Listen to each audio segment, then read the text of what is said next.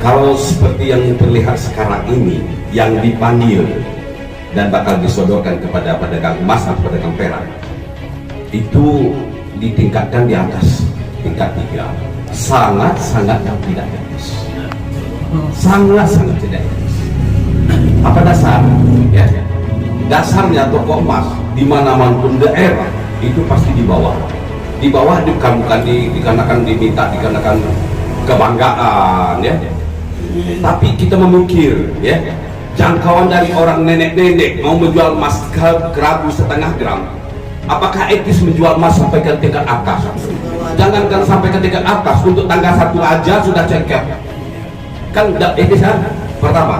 Kedua, bagi kami pedagang emas, ya, itu alasan yang paling tepat. Tidak akan mungkin kami membuat standar emas seberat itu ke atas.